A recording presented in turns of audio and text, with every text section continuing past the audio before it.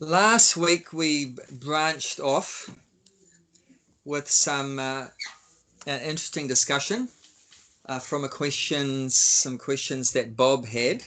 So we'll get back into our systematic study of the Bhagavad Gita. So we're in the 4th chapter. What's the title of the 4th chapter? Transcendental Let knowledge. Bhakti Mala off because she's eating. She doesn't have to answer. Transcendental knowledge. Yes, transcendental knowledge. Who knows the words for transcendental knowledge in Sanskrit? No idea. Okay, We're about to learn. transcendental is divya. Divya. Divya. Divya. D-I-V-Y-A, divya, or divyam. G-I-V-Y-A. Divya. No, Y-A. Y-A. Yeah, D-I-V, Divya. like divine, D-I-V. V, Yeah. yes, and Y-A. Yeah, and jnanam is for knowledge, is jnana. J-N-A-N-A. Jnana. Divya, Jnana. Jnana. Yeah. Jnana. Jnana. Some people say it differently. Some people say jnanam and jnanam and jnanam. Some people say jnanam or jnanam. But the way I was taught is to say gya. That J-N, when you see a J and an N together, the way I was taught to pronounce that is gya. Yeah. Gya. Gya. But we don't want to fight over it, whether someone says jnana or gyana or anything like that. So it doesn't really matter. Krishna knows anyway what we're trying to say. Krishna's in our heart. Krishna knows what we're trying to say. Okay, so we're on that chapter, 4th chapter. Text 32 we'll do today. So we'll just recap a little bit about text 31 that we did a couple of weeks ago. So that one was sort of summarizing on the subject we've been talking about for a while of sacrifices, which is in Sanskrit. What's the Sanskrit word for sacrifice? Yagya. Yagya. All right. Yeah, yagya. Yagya. Yes, so, and Prabhupada was explaining in the purport that the cycle of life in the material world is based on ignorance. Because of ignorance, we do so many crazy things, sinful things or ignorant things, which you can call bad karma. And because of that bad karma, those sinful activities, there's reactions. So you've got to always remember, don't just see the activity. You've got to see, packaged in with the activity, there's going to be a reaction or there's going to be a result. There's always going to be some kind of result, some kind of reaction. And it's those reactions that entangle us or bind us to the material world. So this is the problem, that we're entangled in this material world. What's the problem with being entangled in the material world? Well, you've got to understand what is the basic framework of the material world is birth and death, and in between that sandwich is old age and disease. So is that where you really want to be? You've got to ask yourself, and that's for everyone to decide whether you're happy with that. If you're happy with birth and old age and disease and death, sure, keep it going. But if you're not happy with that, then we got to break the cycle. And how are you going to break the cycle of ignorance, which leads to doing sinful activities or bad karma, and that gives reactions, and those reactions cause you to get another material body to perpetuate the cycle. So if you want to escape that, then you've got to do activities that don't produce a reaction. So what is an activity that doesn't produce a reaction? That's yagya, that's sacrifice. It means you're doing an activity not for yourself, because as soon as you do an activity for yourself, then the reaction goes to you. But if you do the activity for the pleasure of the Lord, for the sake of the Lord, then you don't get any reaction. So then you've broken the cycle. You've broken the cycle. And especially when also, as well as the sacrifice doesn't have a material reaction, in fact, I mean, it does have a reaction, but not a material reaction. What kind of result you think the sacrifice ideally will have? Remember, what is sacrifice? If you're going to explain to someone, sacrifice means, if someone asks you, what does sacrifice mean? I just said it a few minutes ago. Well, you're doing something, you're giving up something, but you're doing something for Krishna. Yeah, so you're giving up doing the activity for yourself. And instead of that, you're doing it for God. You're doing it for Krishna. So you're sacrificing your own enjoyment for Krishna's enjoyment. But the amazing thing with that is, you sacrifice your enjoyment. I'm not doing it for myself. I'm not thinking about myself. I'm thinking about God. I'm thinking about pleasing God. But the interesting thing is, when you do something for God, God becomes pleased. When God's pleased, then what's the reaction? What's the result? You feel joy. Then you feel pleased. And how does that work? You tell me logically, how is it that just by God being pleased, you automatically become pleased? How does that work? He's in your heart. Because he's in, yeah, that's true. Yeah, that's true. He's in your heart. And who are we actually? We are part and parcel. Yeah, we are part and parcel of him. So when the whole is pleased, then every single part is pleased. And there's two examples given. One example is you water the root of the tree, then every part of the tree is watered. You don't put the water on the leaves, do you? I mean, you could try, but it's not going to do much for the tree. You don't put the water on the flowers. You don't put the water on the fruits.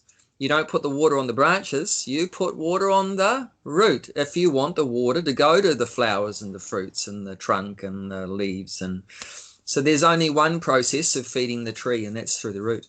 So Krishna's like that. God's like he's the root of everything. It's called the Vastu. The Vastu, the foundation. He's the foundation of all existence, of all creation. He's the foundation of everything.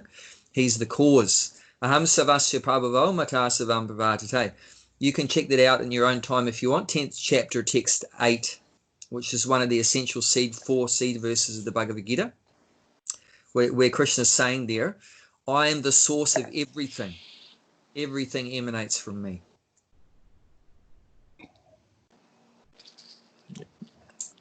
And then that verse is saying in the second part, those that know this, those intelligent people that know this, they worship me with all their hearts. They serve me, and then they worship me with all their hearts. He's the source of everything. He is everything. He's the complete whole. There's nothing other than the Lord. There's nothing other than Bhagavan, which is the Supreme Personality of Godhead,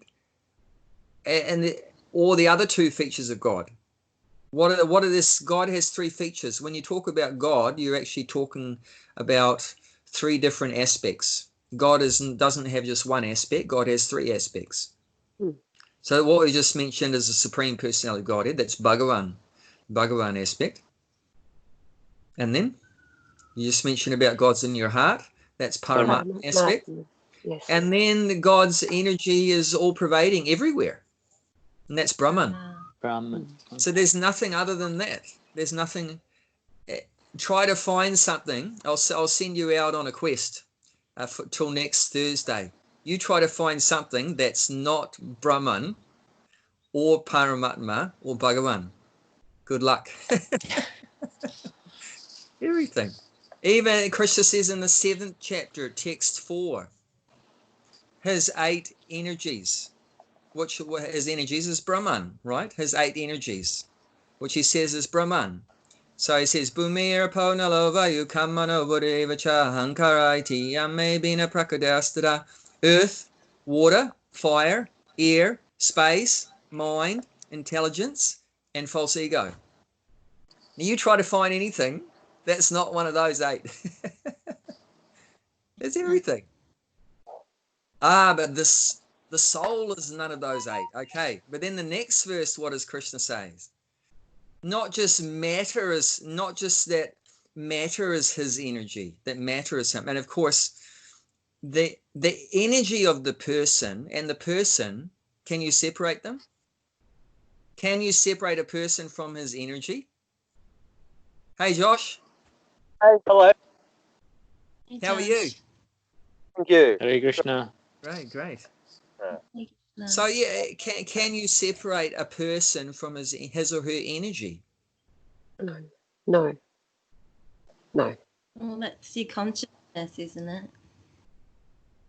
Well, the consciousness is the energy radiating from the soul. Yeah, so I mean, can you have consciousness without a soul? No. Can you have a soul without consciousness? No, but you No. can't separate them. The energy of the soul is consciousness, and consciousness comes from the soul. If you can't take consciousness from the soul, and then you become just like dead matter, and you can't have the soul without consciousness. So like that, it both goes together. Can you have the sun planet without sunlight? Can you have sunlight without a sun planet? Can you have a sun planet without a sun god? Can you have sunlight without a sun god? So just like you've got the sun god whose name has different names, Surya, Narayana, Vivashvana, like that, just like there's the person that controls that aspect of the universe, the sun, the diffusing of light, the light department. There's a person in charge, just like in Newcastle or in Auckland, where I am. There'll be a person in charge of the electricity department. There's a person in charge of the water department. All these different departments, there's someone in charge. So in the universe, a much bigger, complicated scale, of course there is someone in charge. How could there not be? If I was to say there's no one in charge of Newcastle, it just runs automatically, you'd call me a nutcase. How's that possible? It'd just be chaos unless there was, some intelligent organizers there, managers and stuff like that.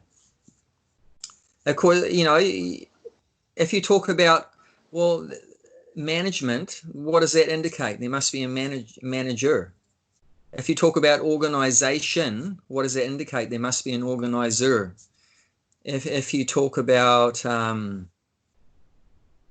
intelligent, that indicates, intelligence. If you talk about, wow, there's so much intelligence in nature, what does that indicate? There must be, an intelligent persons behind it. If you talk about design, you can say, wow, this nature is just such amazing designs. I mean, look at the peacocks at the farm or something. Just look at the designs, or some parakeet or something like that, or just the sunrise or the sunset or the planets at night. Just look up and have a look at the design out there. How could there not be a designer? Can you have a design without a designer? And designer means person, organizer means person, manager means a person. It's not energy. So you can't separate the energy from the energetic. Energetic means a person that's the source of the energy. So you always have the energy connected with a person, and you can't take the energy away from the person, and you can't take the person away from the energy. They don't exist separately. They're always existing together. Of course, you might only see the energy and you don't see the person behind it. But because you can't see the person behind it, does that mean that there is no person? No. I mean, I can't see the person that's in control of the electricity department in Auckland. But does that mean there's no one in control? All I can see is the electricity. But I know, logically I know, that I can see the energy is there. Because the energy is there, there must be someone behind it that's controlling it. Just by logic, forget about religious belief and all this kind of stuff. just talk about logic and reasoning. This energy is there. I know there must be some energetic source. There must be some intelligent being behind it that's involved in it being there. It can't exist without it, without those persons. And that's just logical. So yeah, so good luck if we're going to try to find anything other than the Supreme. You can't, these energies all around us, we can understand there must be an energetic source behind them. There must be an energetic source behind them. So Brahman, all this is, yeah, I was going to say the next verse, 7 chapter text 5, is saying that apart from these 8 inferior energies, which is earth, water, fire, air, ether, mind, intelligence, false ego, there is another superior energy, which is also an energy of the Supreme, but a superior energy. So that's interesting. You've got different kinds of energies, 2 divisions. You've got inferior energies and superior energies emanating from the Supreme. So inferior ones, 8 of them already mentioned, starting with earth. And why are they inferior? Because there's no consciousness there. But there's a superior energy that has consciousness, and that's us. That's the individual soul. And there's unlimited of those. There's unlimited souls. And so that's what he's saying in the next verse. There is another superior energy, the living entity, the soul. And then it's saying in that verse, what is the soul doing in the material world? And yayadam daryate jagat. They are trying to exploit the resources of this material nature. So what are they doing? What is the soul doing in the material? We're exploiting those 8 that has just been talked about. These resources, these material energies. We're trying to enjoy them. We're trying to enjoy matter.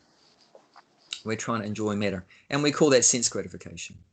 So the soul is trying to enjoy the material energy. And how are we doing, by the way? Are you having lots of fun? So what? Then naturally the question is, well, what's the problem with that? Why can't the soul have a go at trying to enjoy the material energy? What's the problem? The problem is we're incompatible with it, because you have got a superior energy trying to enjoy with an inferior energy. It's not compatible. Superior energy enjoys with other superior energies. You have the same characteristics. You can only have relationships with things that have similar characteristics. Just like a boy and a girl, they'll be happy together if there's some similar characteristics, some common denominators there.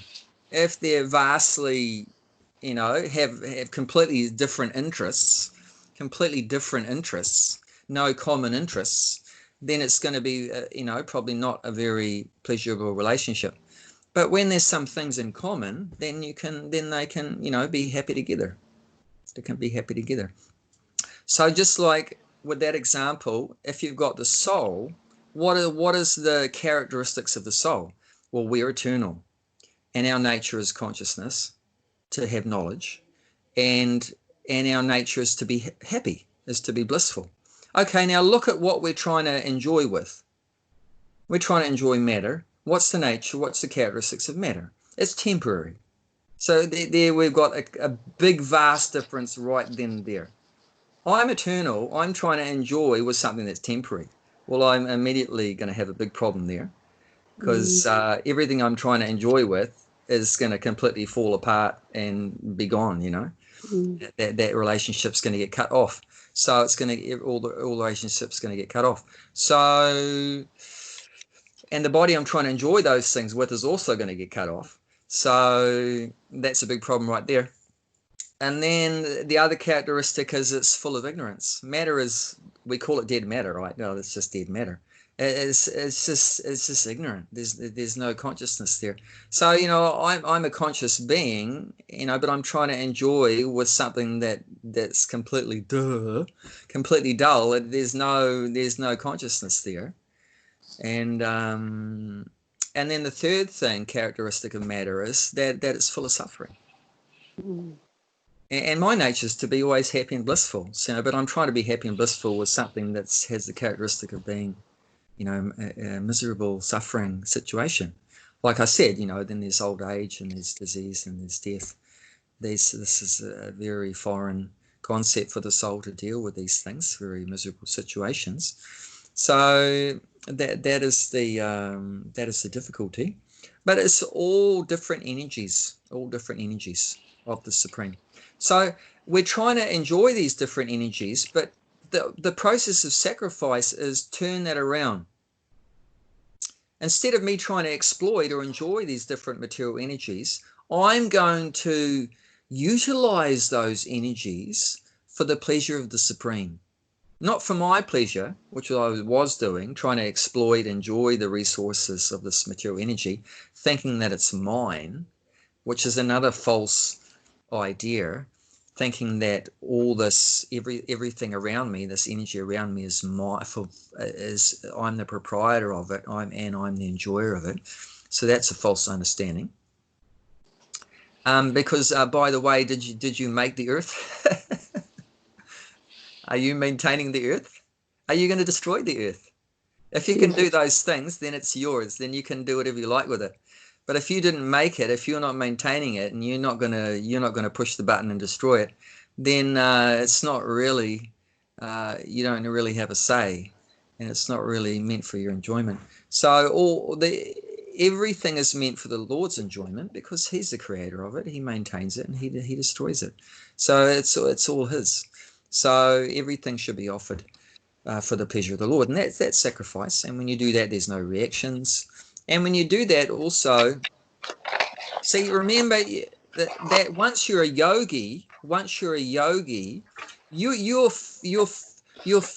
your relationships is not you're changing from having your relationships with matter, which is completely dissatisfying and incompatible. You're changing that. Now you're saying, well, now I want to have a relationship with the Supreme, and you're going to get a lot of satisfaction from that. Because now, what are you connecting with? You're not connecting with a diametric opposite things anymore. You're connecting with something on the same platform as you, because the Supreme is also eternal, and the Supreme is also full of consciousness, and the Supreme is also blissful. So presto, you hit the jackpot. Now you're starting to really get some meaningful relationships. You try to have a relationship with your car and your house and your money and your girlfriend and everything. You wondered why you weren't happy. But now if you try to connect with the Supreme, then everything starts to become very wonderful, very wonderful.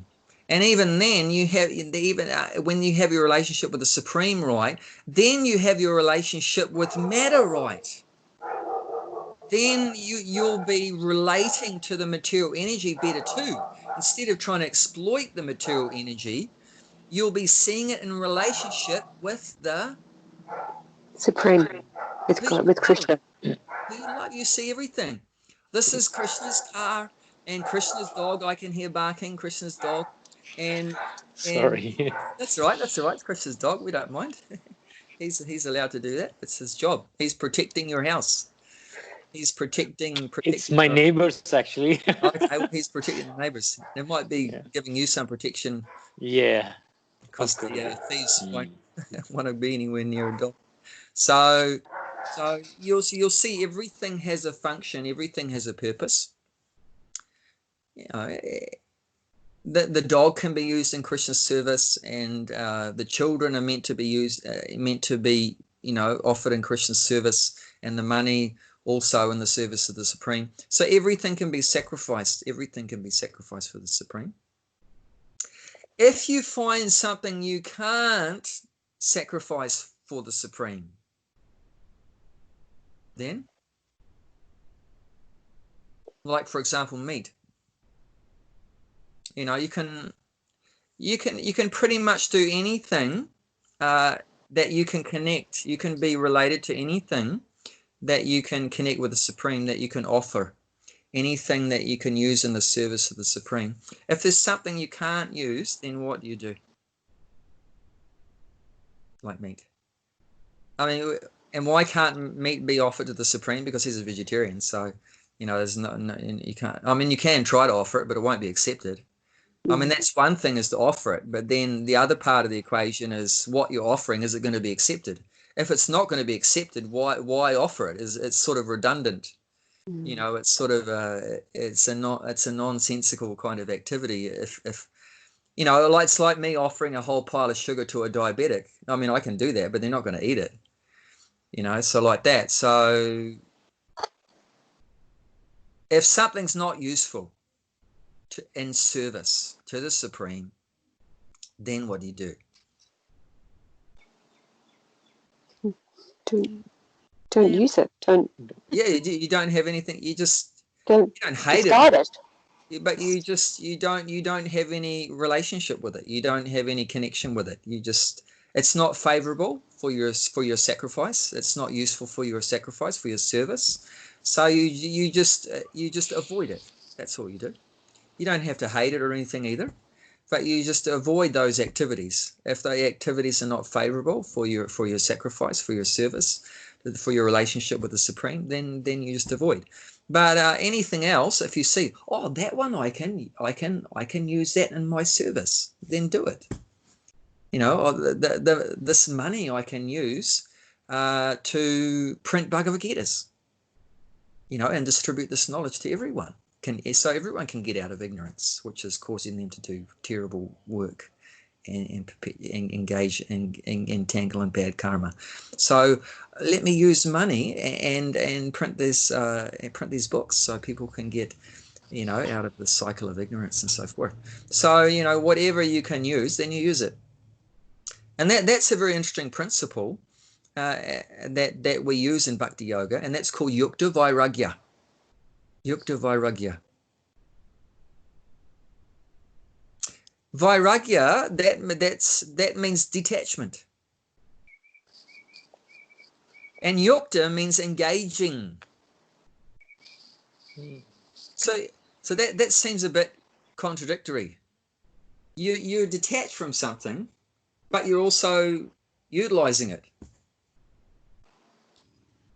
See, a lot of people have that idea in spiritual life, just detach. Don't have anything to do with the material energy because it's entangling, isn't it? This material world is entangling us. So one idea, one way you can deal with that is I'm just going to stay away from it. I'm going to detach from it. I'm going to give up my job and stay away from money, stay away from women, stay away from society, stay away from people. I'm not going to eat, you know, all these things because it's all giving bad karma and entangling in so many things. But the Bhakti Yoga approach is completely different, saying that everything comes from the Lord, it's connected to the Lord, it's meant to be used in service to the Lord. So let me use it for the service of the Lord, but I'm detached from it in the sense that I'm going to use it, but not for me.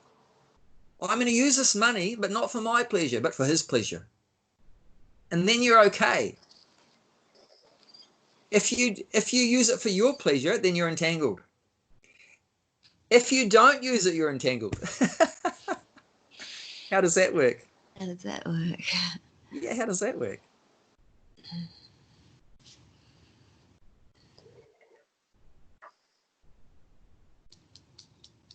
How does that work?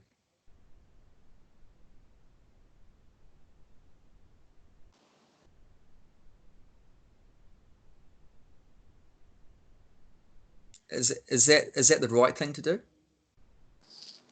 Prabhupada gives a story to illustrate this point.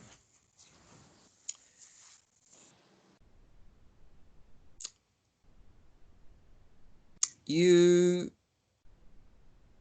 walking along the road and you see some money lying on the side of the road.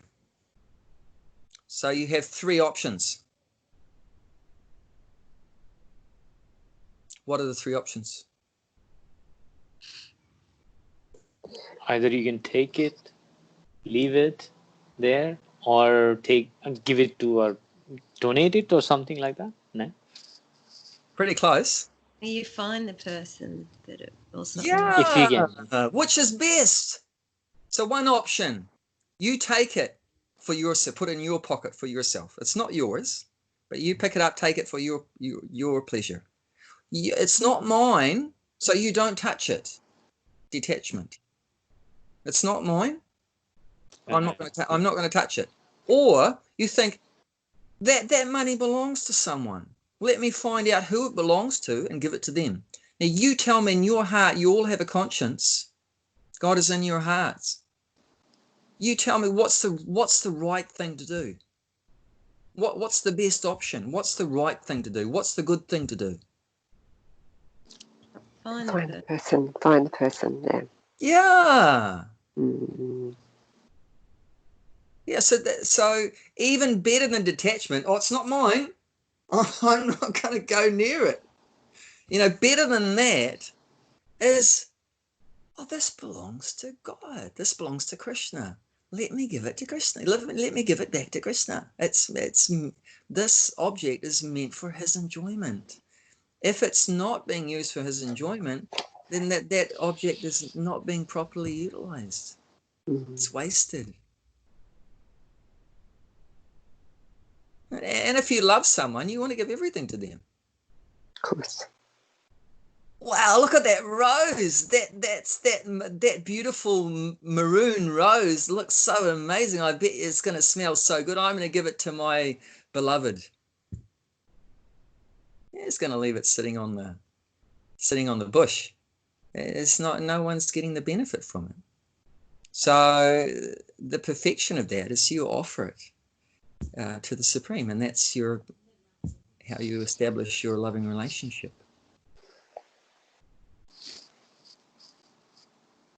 Does that make sense? Mm. So this is the principle, and then so like we were saying, you know, once the Supreme is satisfied, we automatically become satisfied. So that's because we're part. When the whole is satisfied, the part becomes satisfied. We satisfy the Supreme automatically. We, the part. In Sanskrit, that's called amsha. Amsha. A-M-S-A. Amsha. We are part of. But you've got to explain that a bit more. We're not like a separated part. You know, like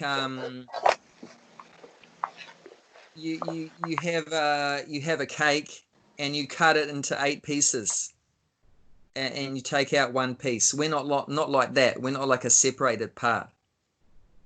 That's why Prabhupada just doesn't say we're part of God.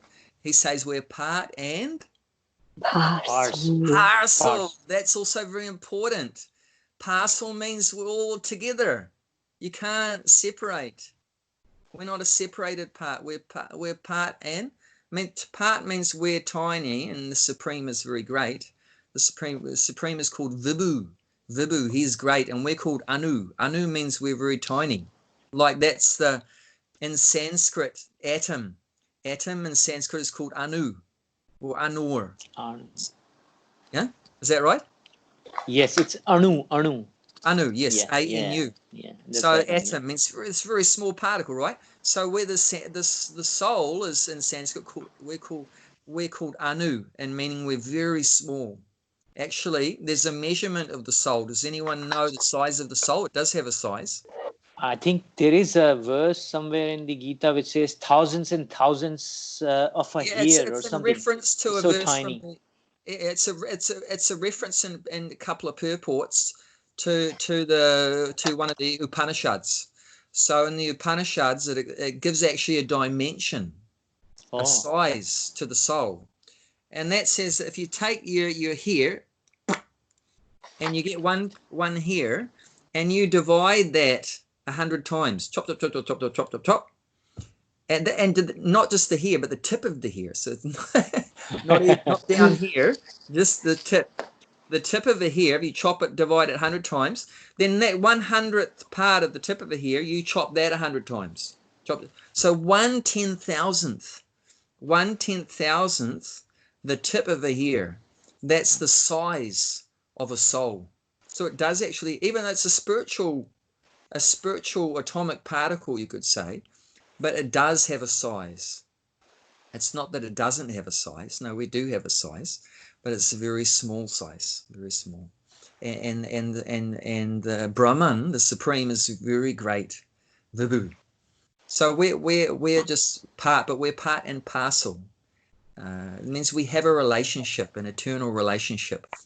So it's not, in one sense,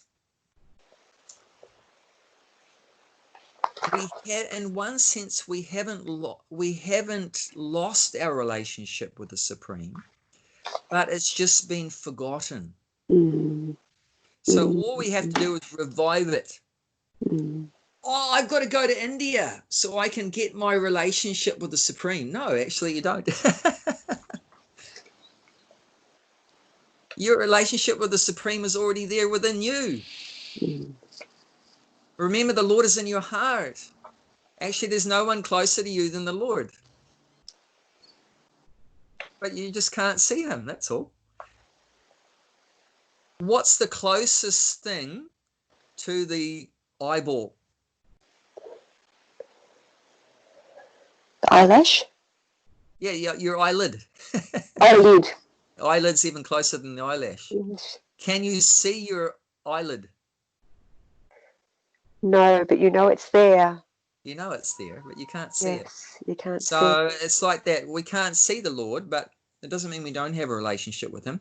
You already have a relationship with him, but you can't see him. You've forgotten him. Yeah, it's explained in the Vedas that we've turned our back on him. We've turned away from him. Krishna Bahir Mukha. This means we turned our mukha, means your face. We've turned our face away from the Lord. Just like now, I'm looking at you all, but I can turn my face away and then I can't see you anymore. But if all I have to do is turn back and then I can see you again. So we're very close to the Lord, but just turned away. So we've turned away and now we're looking to the Maya. We want to enjoy the Maya, which is Krishna's energy. Actually, we've talked a lot about Maya meaning illusion. Illusion. But Sanskrit is very deep language, and each word is loaded with so much meaning. There is another meaning to Maya, and many more than what I'm going to say. But one other meaning of Maya is energy. Maya also means energy. So we've turned away from the energetic source, and now we're looking at the energy, and we want to enjoy the energy.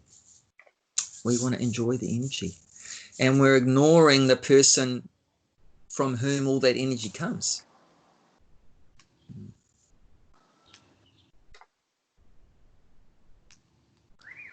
Remember, we've talked about before, in one sense, this whole material world is not an illusion, in the sense that it's all God's energy, so that's not illusion. That's real. That's real. So where is the illusion in the material world? The material world itself is not an illusion. It's all earth, water, fire, air, the soul, it's all God's energy. So where's the illusion? It's all real. That's not illusory. It exists. It exists. Whereas the Mayavadis, the Buddhists and the Mayavadis, the impersonalists, they say this material world is unreal. They have a different idea about an illusion. That they say it's unreal. It has no reality. It doesn't exist. It's an illusion. But the Vaishnava or Bhakti Yoga understanding of illusion is different. It's not that the material world is an illusion, but it's you thinking that you can exploit this material world and get happiness from exploiting this material world. And you're going to live happily ever after, like they say in the movies. That's the illusion. that I think in my consciousness, in my mind, that I am part of this material world. I am this body.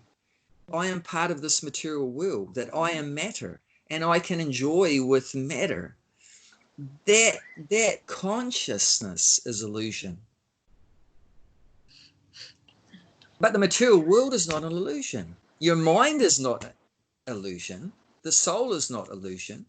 But it's just we have developed an illusory conception, false conceptions in our consciousness, falsely identifying ourselves with matter and thinking that we can be happy with matter, and thinking that we don't need Krishna, or thinking that Krishna is an illusion. You know.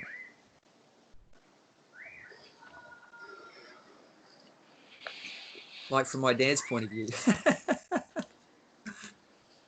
From my dad's point of view, any kind of spirituality, any kind of God concept, is soul concept, is, for him, it's illusory. It's not real. It's a Buddhist. So like that. So there's all different kind of illusory concepts that we have. So, but this process of sacrifice helps us to snap out of illusion. It's not for my enjoyment. It's for the Supreme's enjoyment. And once we start to do that, then once the Lord becomes happy by us offering some loving exchanges like that, having starting off some loving exchanges, then the Lord reciprocates with us, and the yogi, the devotee, feels so much happiness from within, so much bliss. So even though still in the material, which, like I said, it's the nature of the material, there's birth and old age, disease and death, you can't change that. But the yogi's perception of the material is completely different. He's actually not suffering anymore. Is not undergoing these problems that the ordinary person of material consciousness is experiencing. Although we're in the same body and we're in the same environment, everything's the same, but just change the consciousness. And once we direct all of our energies towards our relationship with the Supreme, start to feel so much inner satisfaction. And we pointed you towards some of those verses in the 5th chapter, talking about the happiness the yogi, the sacrificer is experiencing. So much pleasure from within. Even this is talking about in the material world. This is not talking about after you actually get liberated, which is moksha, mukti, the Sanskrit for that, moksha, mukti, get liberated, or which means, of course, liberated means to be freed from what? Freed from, material world, and enter back into the spiritual world. So when we're not talking, there's no question about you enjoying the spiritual world. That's all that goes on there, is just complete ecstatic, blissful relationships forever. But even in the material, it can start even in the material world, that you become completely happy, completely satisfied in the material world. And that doesn't matter whether you're a single person or whether you're married. It doesn't matter whether you're a student or you're working. It doesn't matter whether you're a man or a woman.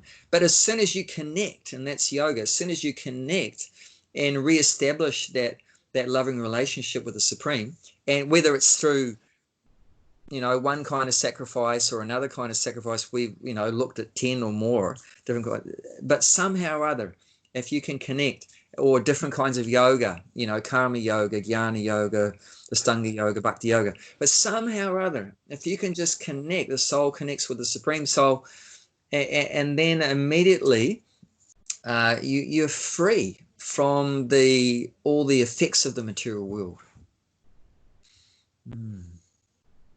And therefore it's said by the great acharyas, which means spiritual teachers, that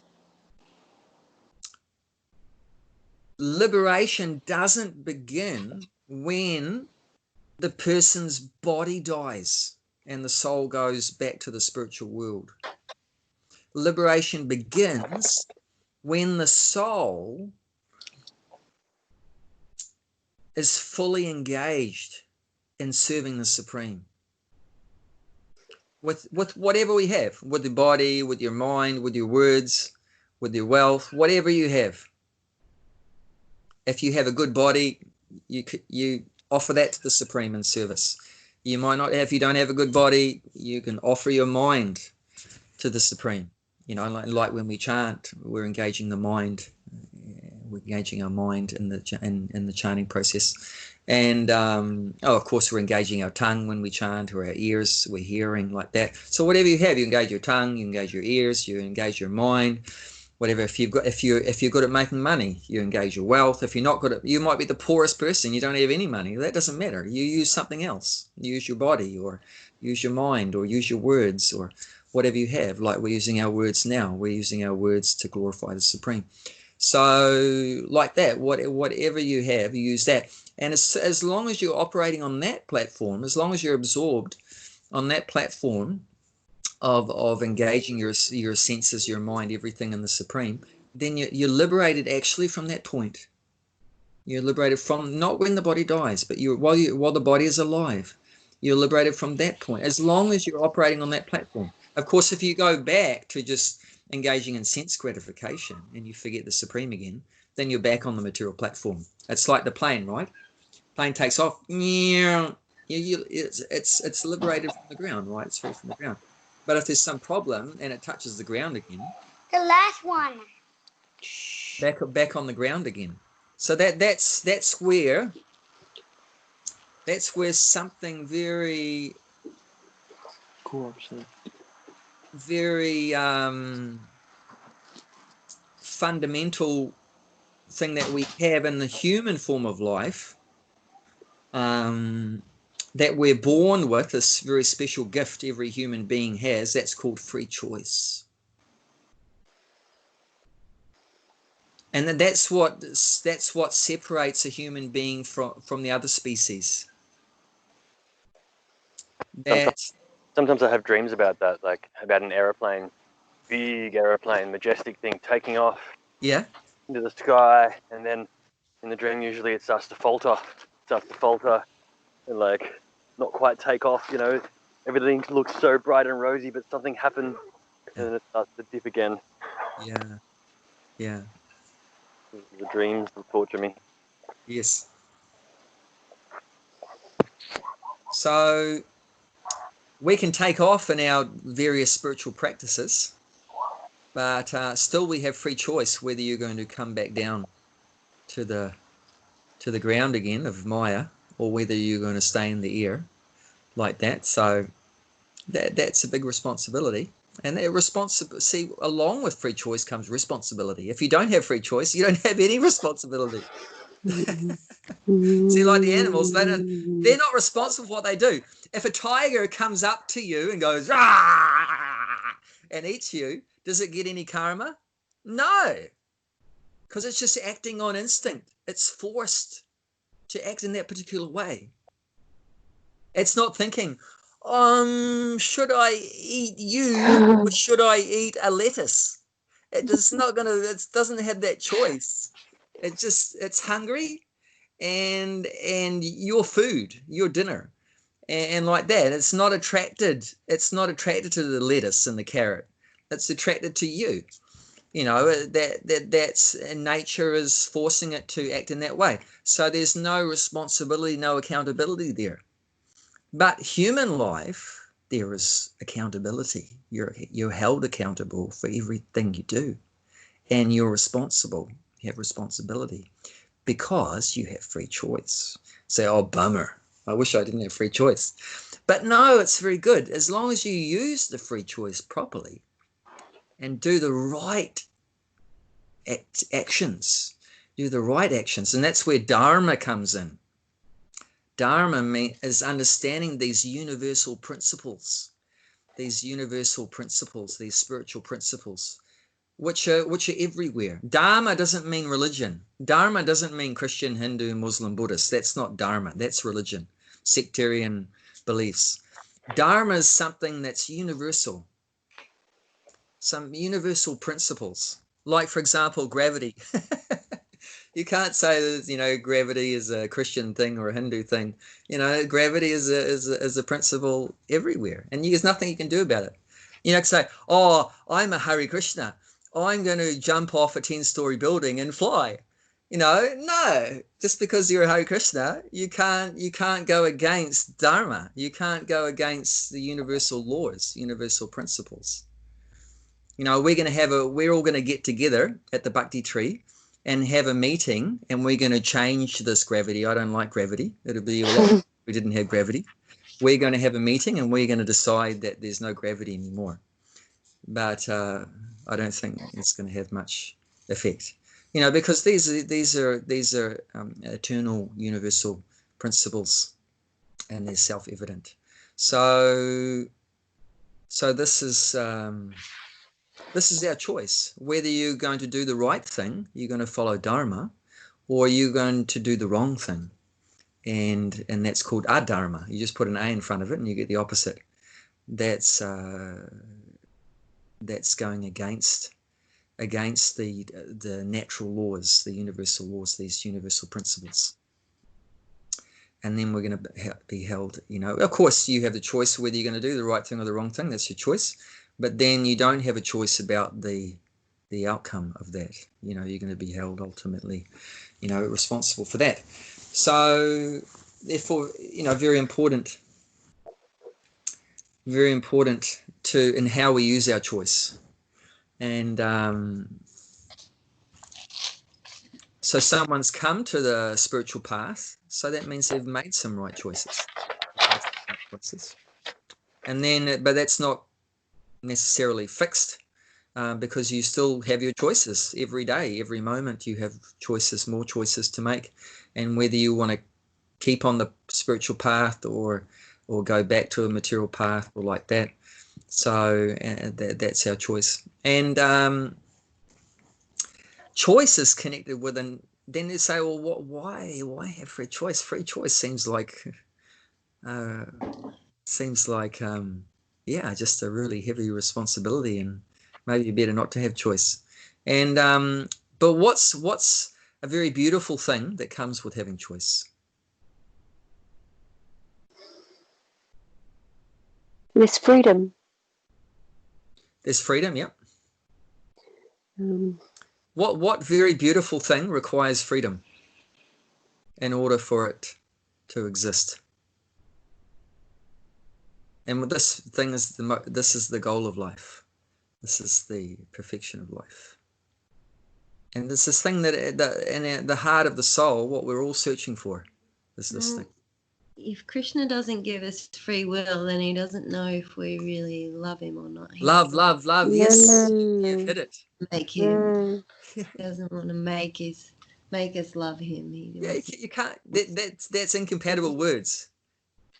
Make you love him. You can't make someone love. You know, you can't force. You can't force love. Love means there must be choice. If you try to force it, that means it's not love. You know, it's like, yes. Do you love paying taxes? No, there's no question of loving to pay taxes, because you have to pay taxes. You have to pay taxes. If you didn't have to pay taxes and you pay taxes, then that's, you know, so you love the government. You love the government. So, but you have to, you know. So if I say, you know, love me or I'm going to shoot you, you know, will that be a very satisfying kind of love, you know, with a gun held to your head? You know, there's no choice. But that's where sacrifice comes in. Mm-hmm. I could have been doing something else for this time on a Thursday night, but I sacrificed that. I sacrificed that to be with you guys. You know, so that's that indicating.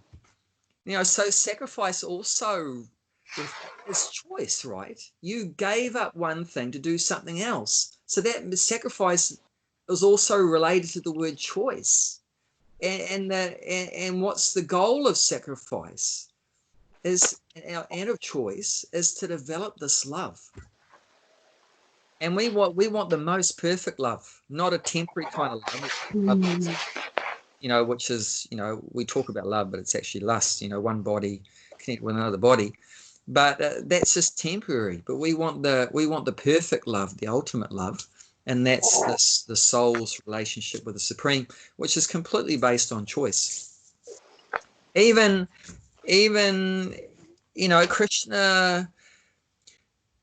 Krishna's the Supreme is maintaining all of us in the material world, isn't it? We're all getting food, which we need. We're all getting water, which we need, air that we need, sunlight that we need, all these things maintaining us. And who's providing it all? It's not happening just by chance or automatically. This is given by the Supreme. Why is he doing that? Because he loves us. But does he have to do that? If he wants to say, stuff you guys, you turn your back on me. You were with me, serving me. I made you to serve me for the purpose of having a loving relationship with me. And you didn't want to do that. So you took off. And forget you guys. I'm not going to look after you. You can go and rot. I'm not giving you any more water or food or air or anything like that. No, so he doesn't have to, but still he does. Because why? There's only one reason why he does it. Because he loves us. Because he loves us. So, and also, we have the choice whether we're going to do something for him. But if we're in tune with our conscience, with our heart, then we will, because we should think, that, well, he is feeding me, and that's pretty good, eating all this food, and he's given me this really good air that I need, and he's giving me water, which I really enjoy water, and he's given me this lovely sunlight, which I'm really enjoying, and and growing all my stuff, and it keeps me warm and everything like that. So I think I should do something for him, because he's doing a lot for me, so maybe I can do something back for him, so otherwise not to do that is very ungrateful. To take service from someone and not to reciprocate at all, what's that? Once getting back to Dharma, is that right? Is that the right thing to do?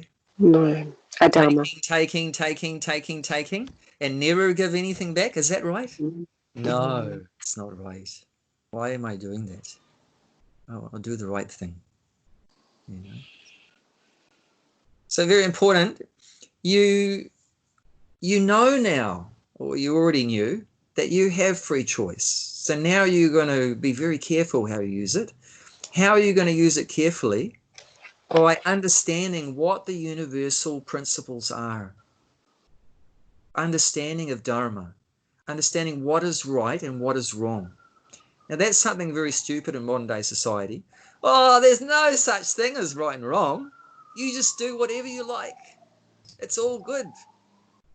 You decide yourself what's right for you. And what's right for you may not be right for me.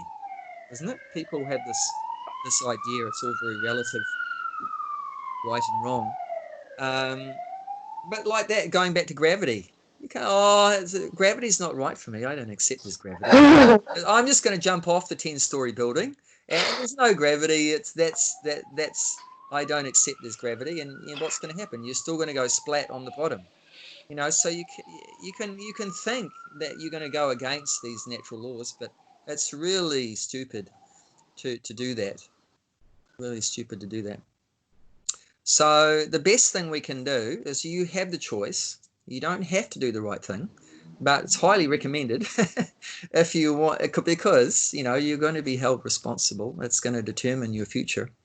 Destiny, right? What's your destiny? People say, oh, your destiny is fixed. You can't do anything about it, isn't it? Some people have that. There's a term for that. People that say, you're like robots and you can't change your destiny, and predetermined, right? that pretty much it doesn't matter whatever you're going to do, because it's just predetermined and you're going to have whatever outcome is going to be there. But it's not exactly like that. It becomes predetermined after you make your choice. Then the result is predetermined by that. You see what I'm saying?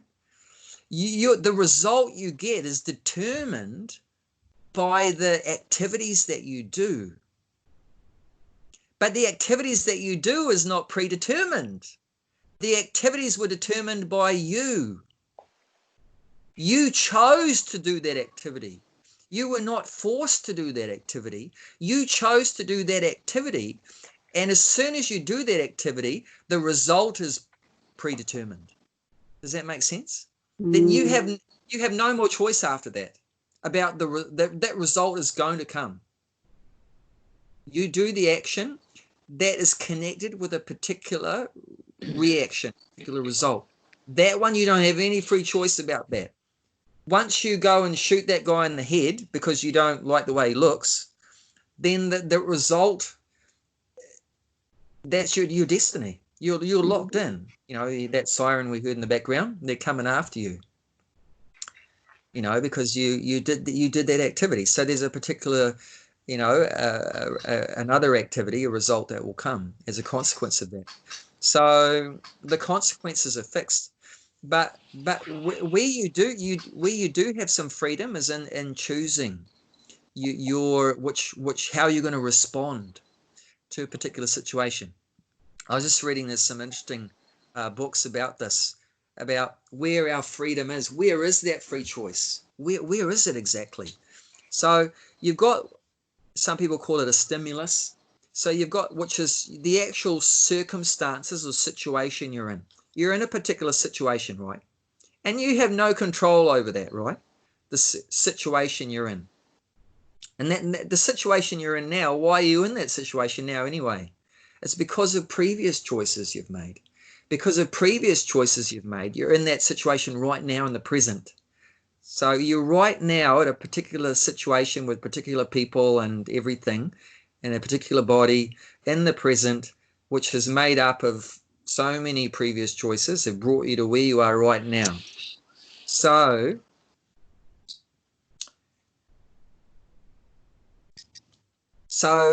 there's a particular situation's happening and there's some stimulus there.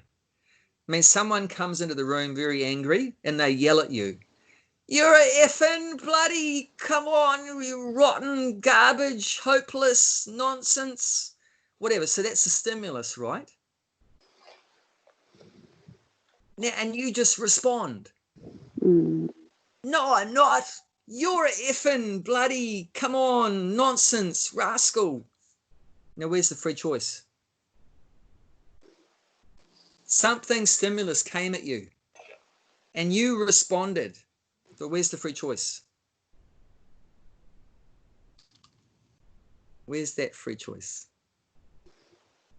Still with yourself, isn't it? You could have made a choice of non-reacting. Where is it? Where is the choice? Where is it? It's very important to know where it is. Some stimulus came at you and you responded. Where is the choice? In you. Huh? Is it in you? The choice is in us, but let's look at where at which point in that happening the guy rushed in the room and he blurted out some stuff, and then you didn't like that and you blurted out some stuff. So where was the free choice? In that particular scenario, where's the free choice? Reaction. Yeah, is the free choice is in how you is in your response.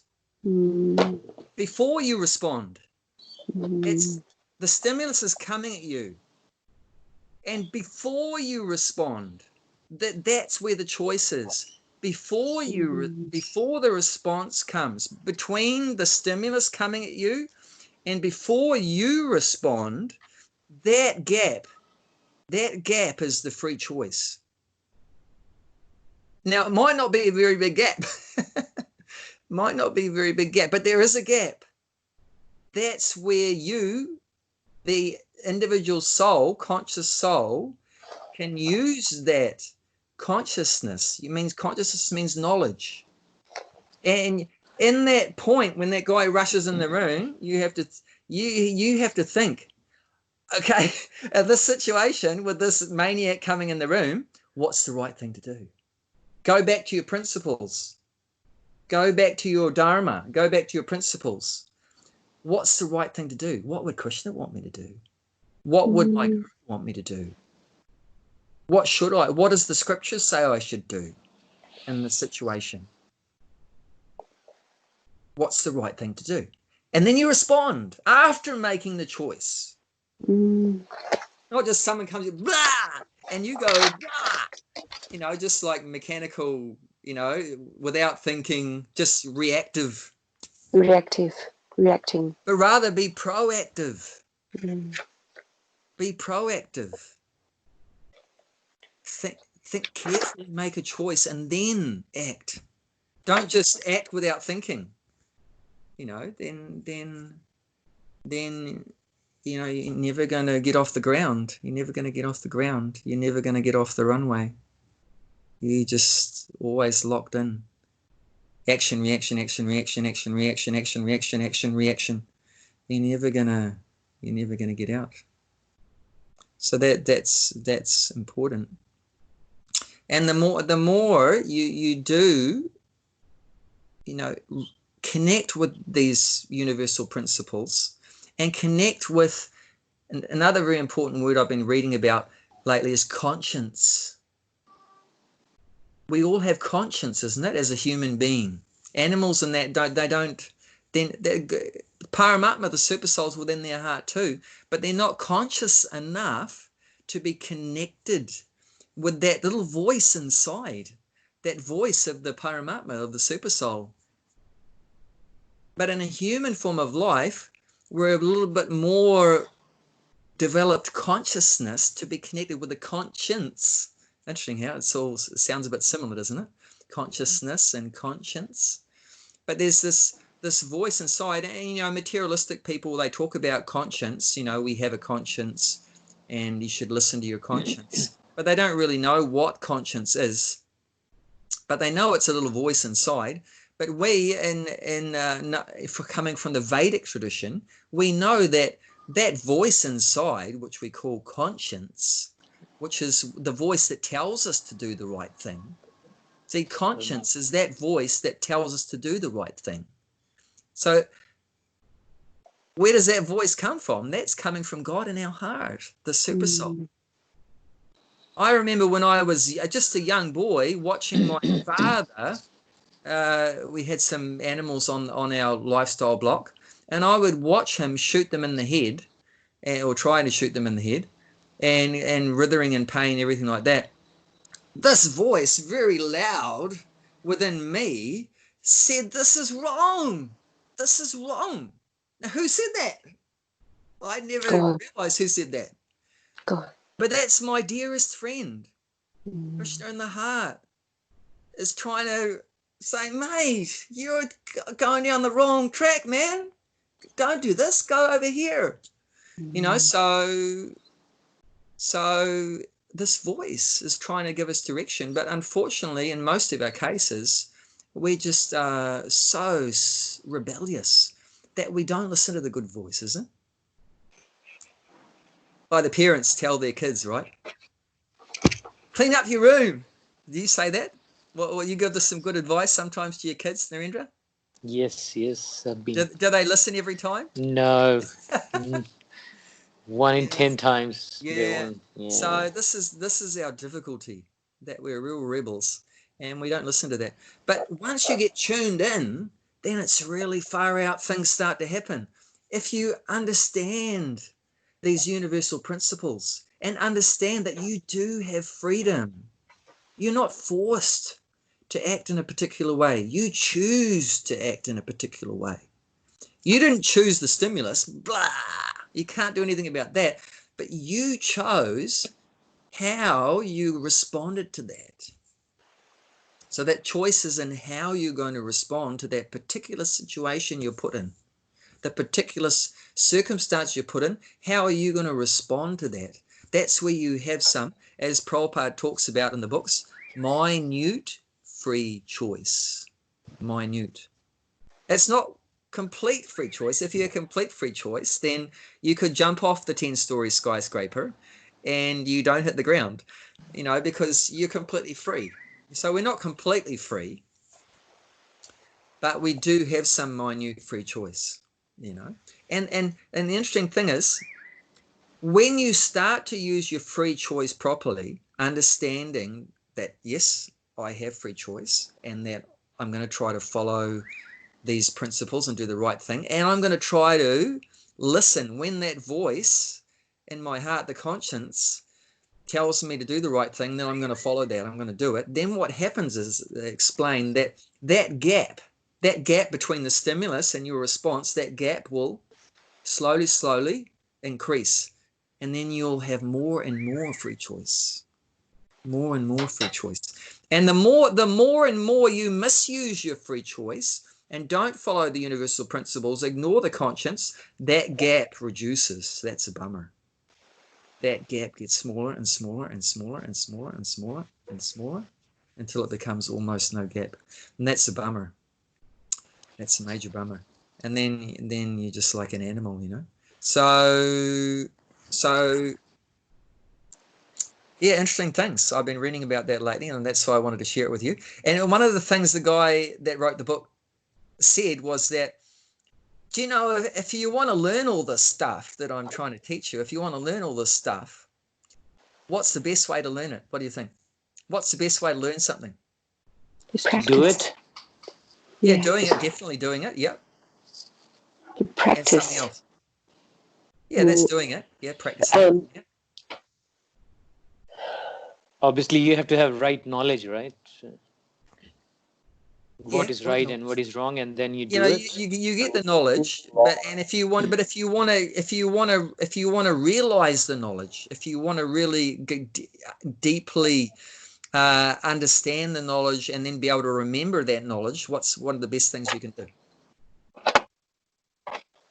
What's that dedication? You know, that commitment. Yeah.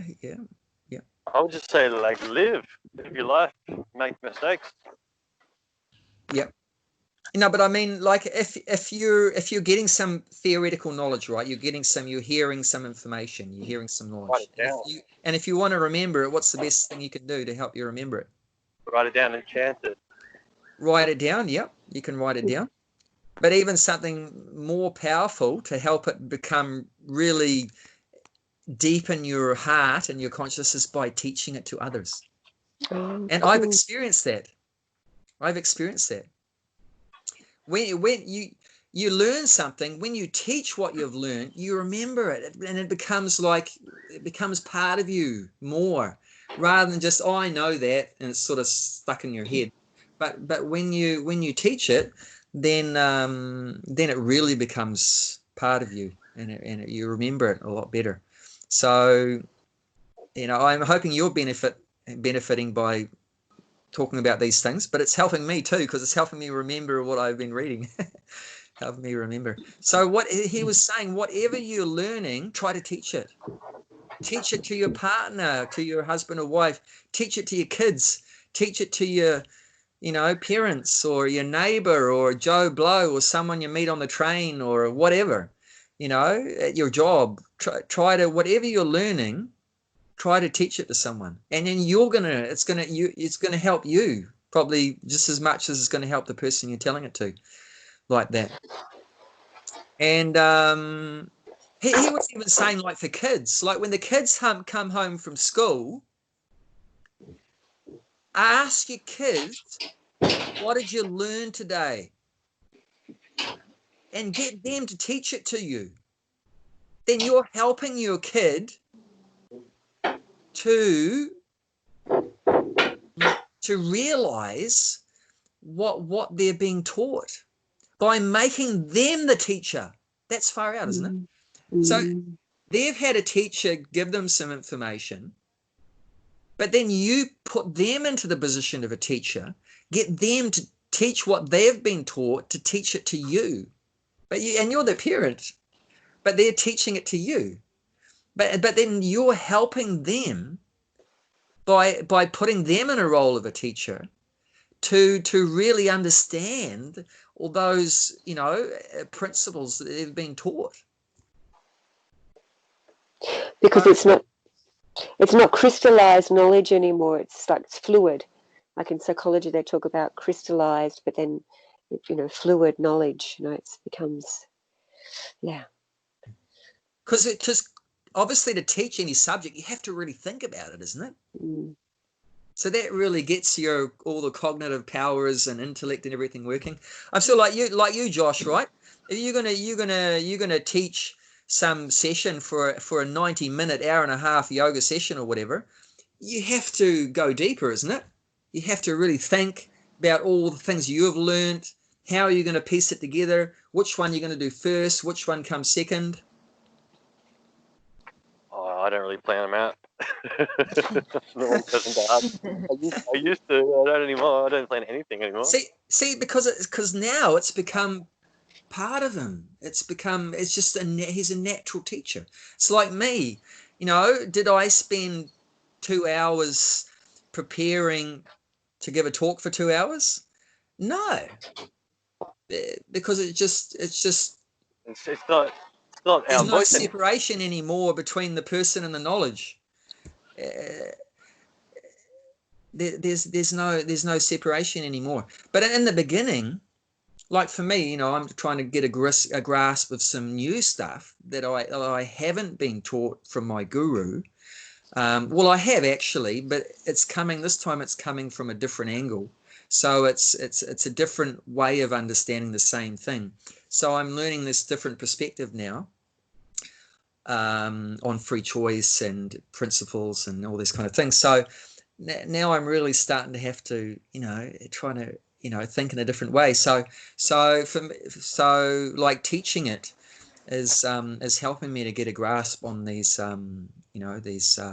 these principles coming from a different perspective. I don't know if that makes sense or it's confusing. So yeah, these are ideas, and all verbal descriptions of ideas are imperfect by definition. You can't describe to someone and make them feel how you felt when you first met your wife. Mm. You can barely describe any part of it, and let alone the love of Krishna and these kinds of concepts. You can't describe it.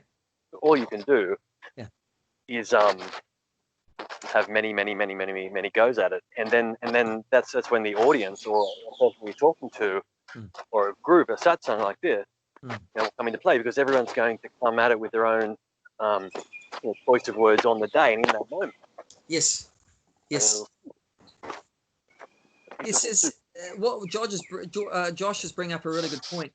We're trying to describe and discuss something that's unlimited. And with what? With our limited words and our limited mind. With our limited mind, our limited intelligence, and our limited words, we're trying to describe and explain something that's unlimited. So is that going to be very successful or perfect? Most likely not. Does that mean we're wasting our time? Definitely not. Why not? Because guess who's listening in? The Supreme. So, and is he happy or unhappy by our little baby attempts? Very happy. I'll give you an example. The parents are watching their kid learn to ride a bike, and they're just starting to ride a bike. And guess what happens? For the first attempts of riding the bike, is it very successful? No, more often than not, they're falling off and falling down and brushing themselves off, and the parents saying, "Go, have another go, get on again, get on the bike again, have another go. You can do it." And are they unhappy because the kid's falling off the bike? They're happy that the kids, they're just trying their best. So even though we agree it's completely imperfect, our descriptions of the Supreme, our understanding of the Supreme, our realization, everything. But this is the recommended process for approaching the Supreme. Because the Supreme is very pleased by our attempts. And this is what the love is. Love is that, you try your best to please someone, and it's not good enough. You say your person you love, you want to cook them a meal, and you never think it's good enough. It's not good enough. I could have done, I wish I'd done better. It wasn't, the curry wasn't perfect, and the roti wasn't perfect, and the samosa wasn't any good, and the halava wasn't the best. But the other person, they're happy because they know you put your heart, you tried. You tried to do something for them. So that's the beauty of love. It doesn't matter about the quality of result, but just the fact that you're trying your best. Because also we're realizing that God already has everything. What can you add to him? There's nothing you can really add that he doesn't already have. But it's like they say, it's the thought that counts. It's the thought that counts. The kid writes a birthday card or a Christmas card or whatever for their parent. And it's what's it composed of? Some stupid pictures and some stupid words. They don't even spell it right. But from the parent's point of view, is it stupid? No, he keeps it on his mantelpiece for his whole life. That my child did that for me. They did it for me, and that's so cool. It doesn't matter that they spelled his name wrong, or that his picture looks pretty silly. It's just a stick figure, and like that. And even he doesn't even care that he provided the card and he provided the coloring pencils, and it's his money. So, but that's not the point. The point is, with their free choice, they invested something of themselves in that for him out of their love. And that just means so much. But the main thing is, according to the capacity we have, or the potential we have, whatever we have, we use that. There's a story from the Ramayana, the ancient history about the incarnation of Lord Ram, with the monkey soldiers and fighting Ravana and getting back Sita, that big story, the Ramayana. So it's not a mythology, it's an actual historic thing that happened on the earth more than 2 million years ago in Treta Yuga. So in that story, because in part of the story, Hanuman found out where Sita was. She was on an island called Lanka. But how to get there, how to get to her? They had to get across the ocean. How are you going to do that? Have to build a bridge. So how are you going to do that? So then they're chucking in rocks and boulders and mountaintops and everything. And the big, powerful monkeys who were like incarnations of different demigods and things like that were so powerful, they were ripping mountain peaks off and chucking it in the ocean. And ordinarily, when you put something heavy in the water, what's going to happen to it? What's the principle? Gravity. Gravity goes it's down. It's going to sink. I mean, obviously, that's not going to work. Now I'm going to defeat my own philosophy of talking about the principles are universal and you can't change them. There is an exception to that rule. Yes, of course. Who can make an exception to the universal principles? Krishna can. How can Krishna make an exception? Because he created the principles. He created the principles. He can change the principles. So what he did, because they started to throw the first few in, and obviously they sunk, and then they're a bit depressed because we're not going to get very far if they keep sinking. So he said, all you do, you write my name on the rock. You write my name on the rock. So they wrote Ram in Sanskrit. Josh could probably do that. I don't know how to write R-A-M-A in Sanskrit. You know how to do that, Josh? Right, Rama in Sanskrit? Yep. Yep, okay, so he could do it. So you write that on the rock and then throw it.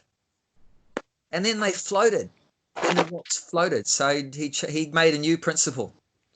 He made a new principle. So then so they're like that, and everyone's helping out, and there's big, huge monkeys and bears, and then there's tiny squirrels and tiny little creatures, and this one tiny little squirrel is just throwing like little particles, like dust-like particles, into the bridge. And Hanuman, he's like the most powerful of all of them. He's an incarnation of Vayu's son.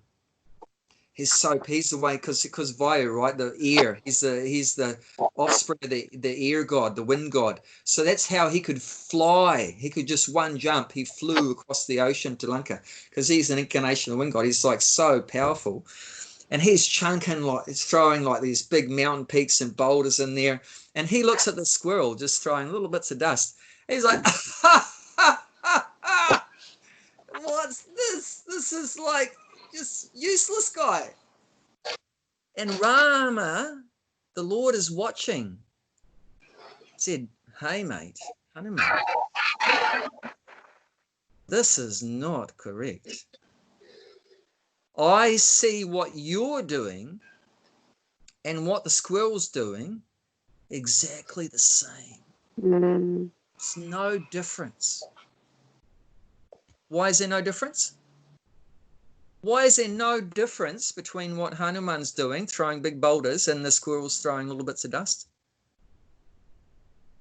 Because they're all parts of the whole and contributing. Parts of the whole.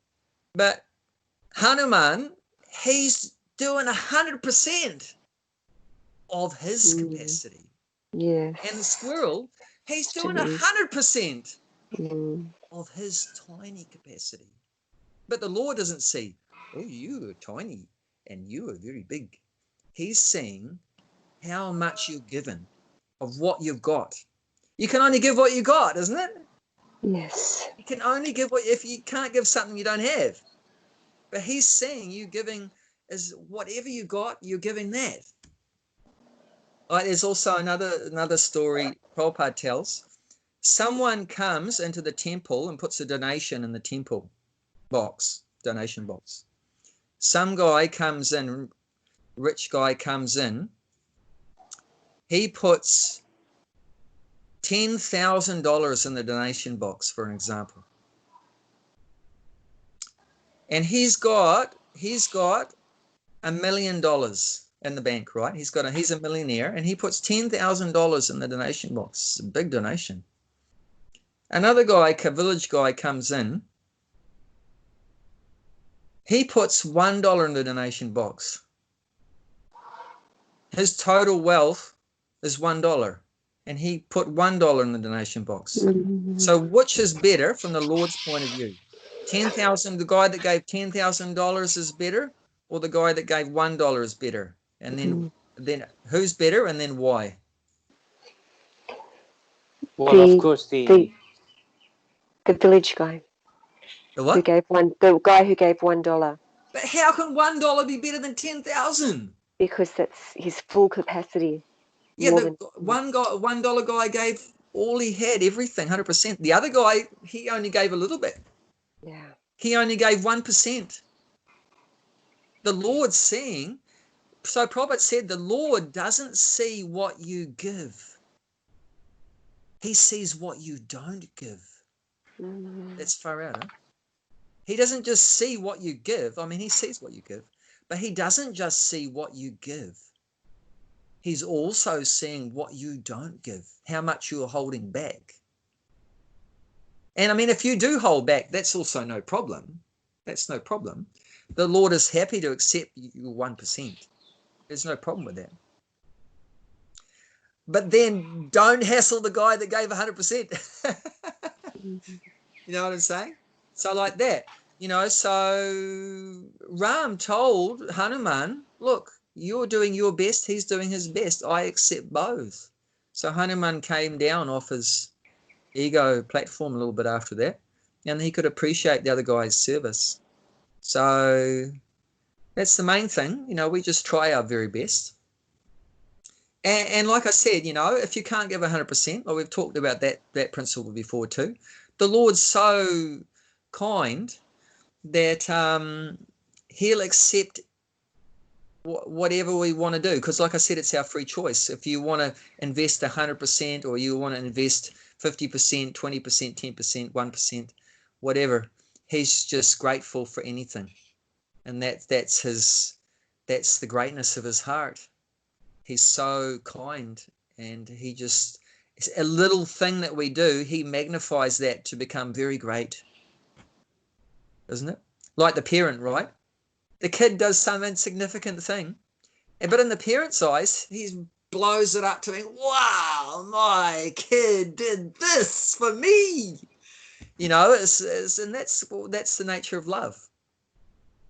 So Prabhupada explained that. He said, even if you chant Hare Krishna once in your life, then you've attracted Krishna's attention, and he's going to take special interest in you and try to help you to get liberated from this material world. You know, I mean, that's not a real lot, really. I mean, he only chanted once and he didn't chant anymore. I mean, he's not chanting 16 rounds a day or whatever like that. But don't think that, you know, that he's not going to take any interest in someone that only does a little thing. No, even a little thing, you know, 0.001% bhakti in their life. And then still, Krishna appreciates that too. So many permutations. Love is very complex. That's what makes it so interesting, that it's so complex. Relationships are so complex. Like between Krishna and Radharani, it's so complex. It's so deep, and it's so satisfying. And you were going to say something, Narendra? Yeah, I was saying that in somewhere in the Bhagavad Gita as well, it says God is unbiased. Everyone is same for him, you know. Yes. So that's the 9th chapter, text 29, from memory. Yeah. Samoham sarvabhutesu na me dvesyos dinga priya. It says, I am equal to everyone. No one is especially dear to me, or no one is my enemy. I am equal to everyone. And then he says, so he's saying, no one is my special friend and no one is my enemy. I'm equal to everyone. But then he turns it he turns you on your head, because then he says, Yay bhajanti tumam bhaktya mai te tesu chapyaham. However, with someone who serves me with devotion, he is in me and I am in him. That's far out. That's far out. But then you could accuse the Lord. But he's partial. He's partial to his devotee. But you can't criticize the Lord for being partial to the devotee. Why can't you criticize him? It's probably he's following the actual, the rules or the way a person should live. So if he's loving somebody, that means that person is actually following the right dharma, or he's following the right rules for living your life. I mean, that's what I think. But yeah. So he's saying in the beginning, he's saying, I'm not partial to anyone. I treat everyone equally, right? I don't have any friends or enemies. But then he's saying, if someone serves me with devotion, means if someone gives 100%, if someone is 100% absorbed in me, serving me, then he's saying, I give my 100% to him, because that's what he says. He says, they are in me. Those devotees, he said, they are in me and I am in them. But that's also his being equal, you see? If you're giving 100% for the Lord, then what does that mean? If the Lord's being equal, then what percentage should he give for you? It means if the Lord's being equal, right? If you give 10% to the Lord, what's the Lord going to do? The same. He will give you 10%. The same. Yeah. Equal means the same, right? Yeah. If you give 10% of yourself to the Lord, he's going to give 10% to you. If you give 50% to the Lord, he'll give himself 50% to you. But if you give 100% to the Lord, he's going to give himself 100% to you. That's far out. That's far out.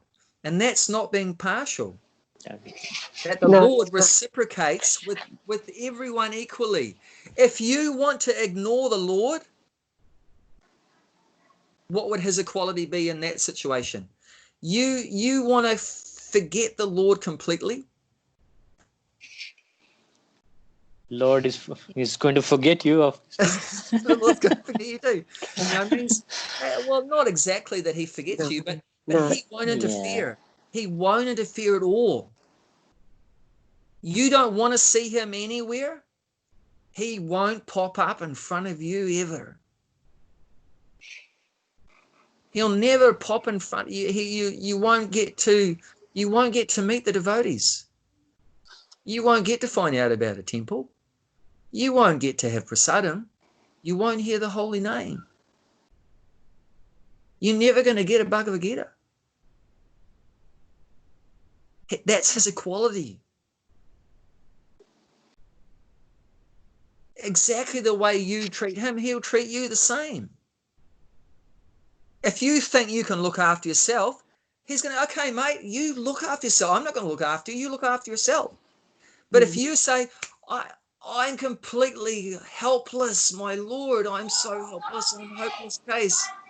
I'm a goner without you. You please be merciful to me. I can't live without you. Then he's going to just be right there for you. Mm. There's that beautiful story, right? There's that beautiful story. It's not a Hare Krishna story, but I don't know, it came from whatever tradition. I don't know what, probably from Christian tradition or something. I'm not sure. But this cartoon sort of thing. It's a cartoon, and in the cartoon, there's 2 sets of footprints going through the sand. Oh.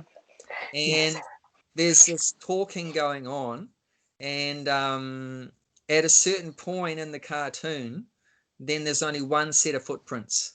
And the guy's saying, this person that's, has faith in the Lord, that, my Lord, when I had the most difficult part in my life, you left me. Indicated by, the 2 sets of footprints that only became 1 set of footprints. And why did you leave me in that most difficult time of my life? And then you get this box of the Lord speaking, saying, no, mate, I didn't leave you at that most difficult part of your life. Those 2 footprints, they were my footprints. I carried you over that most difficult part in your life. I carried you over that. So like that, if you want his help, he'll be there to help you. If you don't want his help, he's not going to force. Like I said, it's love, right? It's not force. He's not going to force himself in your life. So and that's so beautiful. And that is indicated in the 4th chapter, which we've already gone through that verse, actually, text 11, which Krishna says, Ya yata mam prapadyante, that as you surrender to me, I reward you accordingly. Like that. So there's a perfect reciprocation there. He's equal. He's not doesn't have any people. He his gang of friends, and then he has his horde of enemies. He's not like we are. We have, isn't it? We have our what do we call friends? What are friends? And what are enemies? Friends are those that help us enjoy sense gratification. And enemies are those that interfere with my sense gratification. How dare you, you rascal! You've interfered with my sense gratification. So that's what we call enemies. So basically, a little bit of joking around, but basically that's what it is. That friends are those, and this is talking about material consciousness. Material consciousness, the friends are those that help us enjoy in this world through sense gratification, and those enemies are those ones that they're getting in the way of our sense enjoyment.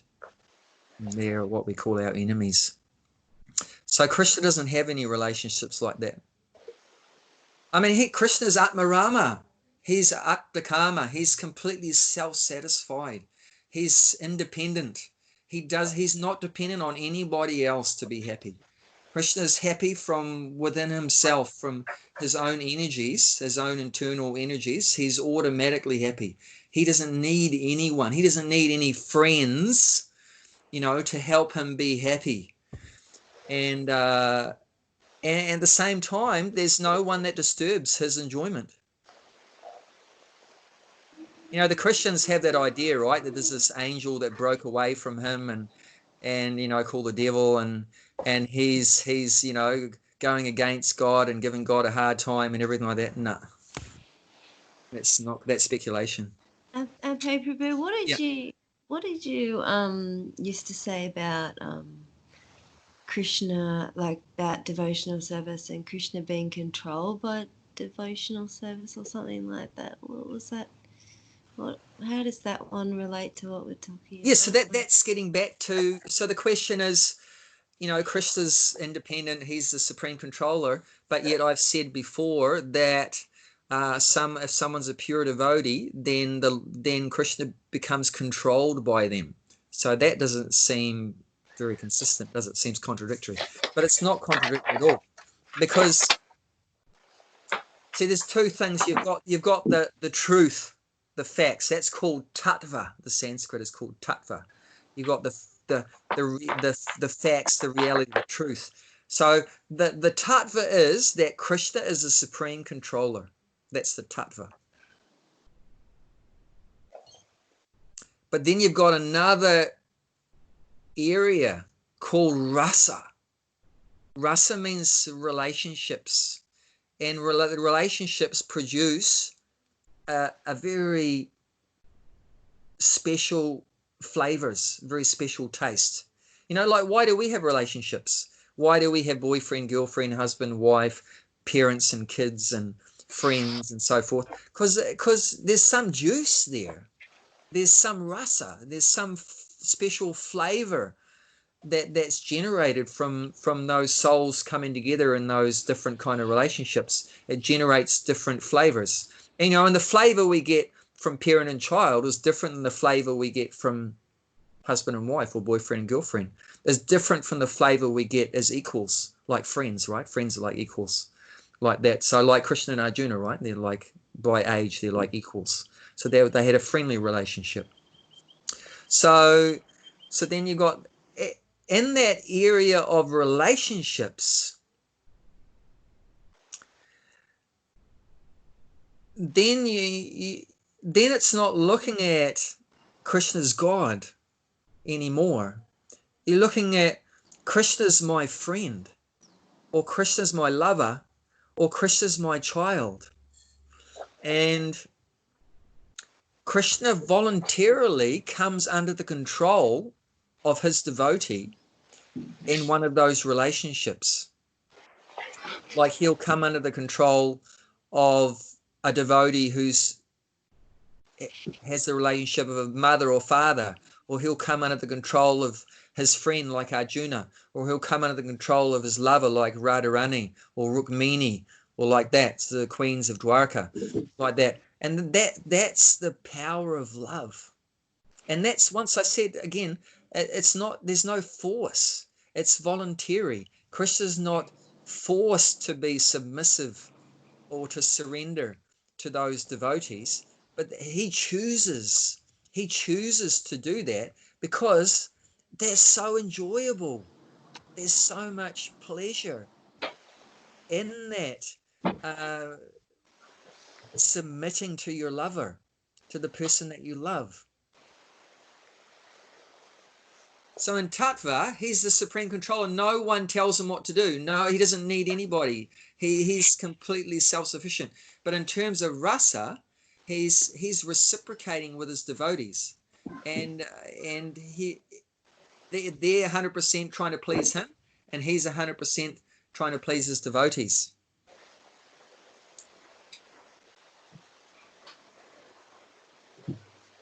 There's no taste in just being the supreme controller.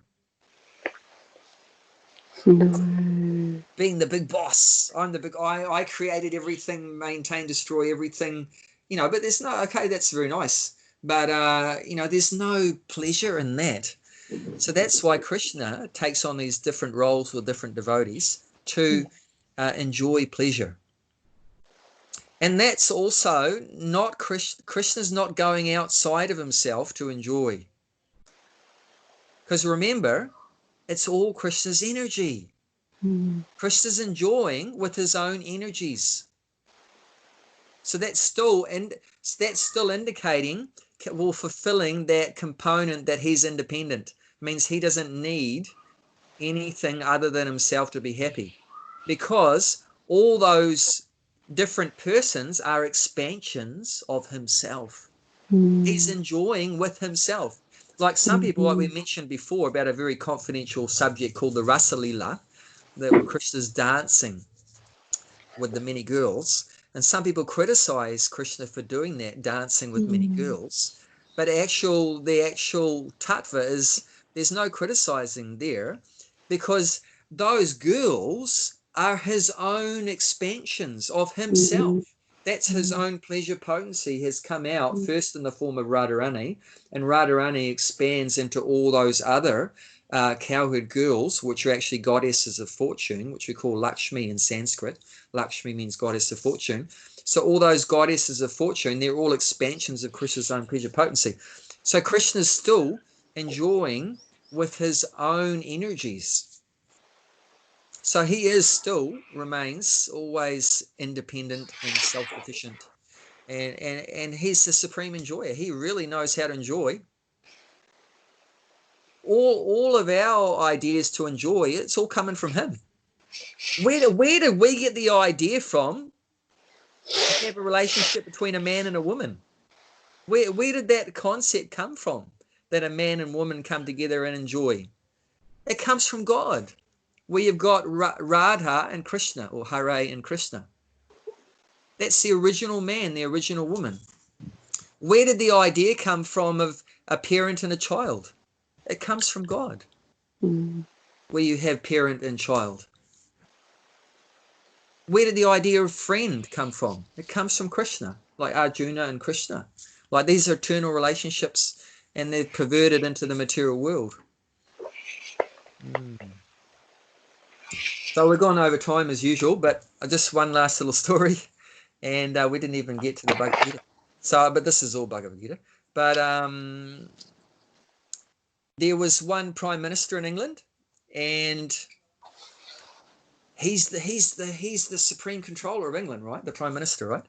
The big boss, and no one can tell him what to do and everything like that. But one guy, another very important guy, had an appointment with him, and he's waiting and waiting and waiting, and the prime minister's not calling him. So he's wondering, what the heck's going on? I don't have time to stuff around. So he went to the door of the prime minister, and he just opened it a little bit to see, is the prime minister all right? Is everything okay and everything? What's going on? So what did he see?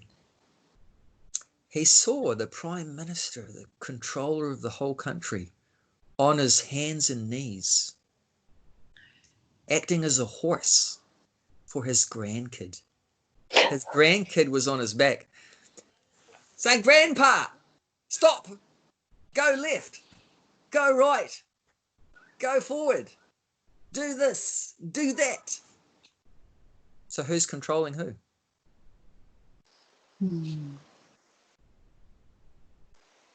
The grandchild is controlling the prime minister of the country. How is that possible? That's possible because of the most powerful force, in the universe. That's called love. that grandkid has a loving relationship with that supreme controller.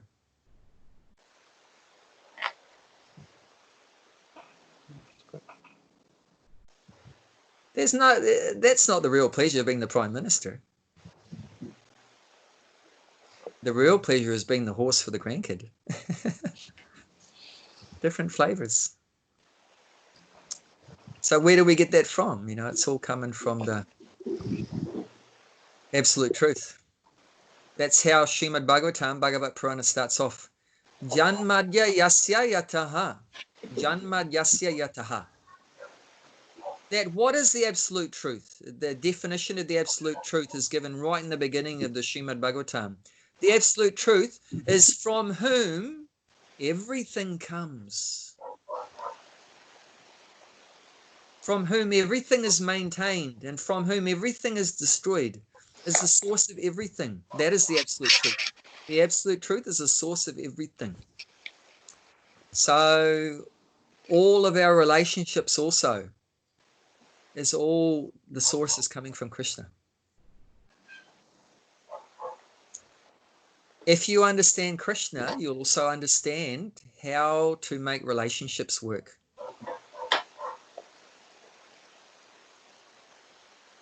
By understanding the source, we can understand about everything else. Everything else starts to make sense.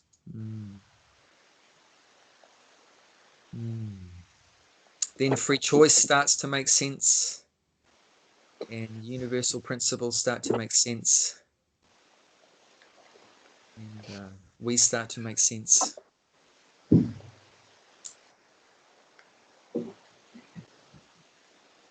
There's a saying that in the scriptures that one who knows the absolute truth knows everything. Because you'll understand how everything fits in. Like we were saying before, remember about the jigsaw puzzle? If you see the whole picture, then you'll know where all those pieces of the jigsaw puzzle, where they all go. Otherwise, without that, imagine if you didn't have the box cover. Good luck at putting together that 1,000-piece jigsaw. Good luck. So yeah, everything's starting to make sense slowly. So would anyone like to say anything? Anyone has any comments or any of their realizations or questions?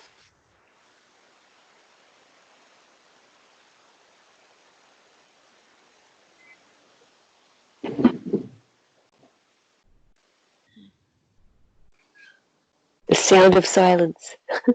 It's beautiful. Yes. There's a lot to of digest. sounds. Yeah, a lot to digest. Lot That's to correct. digest. A lot of energy in silence. Yeah.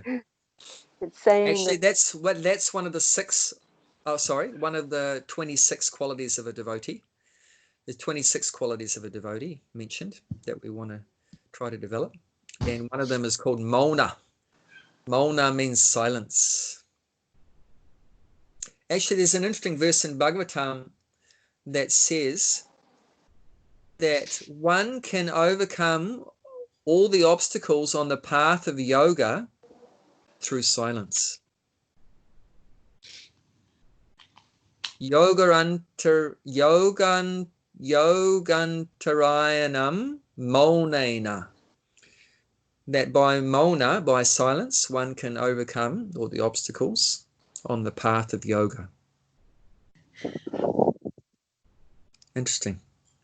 So we could have another class on that one. There's a lot there. But yeah, there's a lot there. But yeah, silence also has a place to be introspective, to contemplate. Many times we babble too much. I mean, I babble a lot, but we try to babble about Krishna. But anyway, many times we babble a lot of nonsense, and all that does is agitate our mind. It just agitates our mind, and we don't ever really think about the deeper things in life. But the idea is, you get some knowledge from whatever you hear from the guru or the scriptures, or you see and observe nature and everything and learn from nature or whatever. Through your senses, you learn something, and then you deeply meditate on that and be introspective and think about that. There's different words for that process, and but just deep reflection and like that. And so in silence you can do all that. Gives you that opportunity to digest the knowledge that you're receiving, because many times we don't have time to digest, isn't it? There's so many things happening. You're learning this and you're hearing this, and then you just go to the next thing, and if you don't give any time to just reflect on it. What did I learn today? And what did that mean? I heard this, but what does it actually mean? And trying to understand it within yourself, using your intelligence, processing it with your faculties, with your intelligence, trying to digest it and like that. Just like when you eat, right? You stuff all the stuff in your mouth. But the main thing is digesting. If you don't digest it, then what happens? It all comes out in the toilet, right? So you got very important. Actually, in Ayurveda and all the knowledge about health from India, the main thing in your body is your digestion. You can eat the best food, all organic and homegrown and natural and everything, but if you've got a stink digestion, it's not going to help you at all. So that's very important that's why they emphasize also, like in Ayurveda, to have ginger, have black pepper, all these different things, cumin, jeera, like that, to help you digest the food. So that's the thing. I mean, you can get all this amazing knowledge, but it's good to have some time of silence just to reflect. What did I hear today? What does that mean to me? How am I going to apply that in life? What can I do with that knowledge? How can I utilize it in my life? All these kind of things, trying to make sense of it. Something to think about. Something to be told about. Yeah. I think realization of that, I mean, you have to, when you're reading Bhagavad Gita and everything, but you have to realize that when you feel, things you're reading, they started to make sense slowly. That's what realization is, isn't it? Well, that's part of it. So you're getting some knowledge somehow or other, right? And then you're trying to assimilate it, trying to understand, what does this mean, like that. But when the penny really drops, when you've really realized it, is when you do it. So that's the final part, right? Thinking, feeling, willing, action. So that's why, and that's what we're coming to in the verse we didn't talk about today, text 32. It talks about work, karma. That's what's so important, that you're getting the knowledge, but then you got to apply the knowledge, and that's your work, that's your action. So that's the sign, that's the end of the whole chain of events. That's the whole, from you've got some knowledge, and then you've been thinking about it, contemplating it, reflecting on it, trying to absorb it. How am I going to apply it? Willing, and then after willing, then action. And so that's a whole chain of there, and the whole process. Action. Arjuna heard so much knowledge from Krishna, but what was the actual sign that Arjuna had actually understood everything that Krishna said? How do you know? How do you know that Arjuna understood what Krishna was talking about? Karma yoga, jnana yoga, astanga yoga, bhakti yoga, action, reaction, all these kind of sacrifices, divine, demoniac, the three gunas, the three modes, so many, universal form, bhakti, all this, so much knowledge. But what was the actual evidence that Arjuna understood any of it? Was it when he went into fight, even though he... At the end of it, what did Arjuna say? Everything is in. 18th chapter, text 73. This is, it's not said to be the main verse of the Bhagavad Gita, but for me, this is like one of the main verses. 1873. He says, Nastamoha smatir labdha. Now my illusion is dispelled, and my memory, I've got back my memory. Nastamoha smatir labdha. Then Twat prasadach maya chuta. By your mercy, my illusion has been dispelled, and now all my and my doubts, all my doubts are gone. My doubts are removed. How does it go? Do you want to read the verse? Arjuna said, my dear Krishna, O infallible one, my illusion is now gone.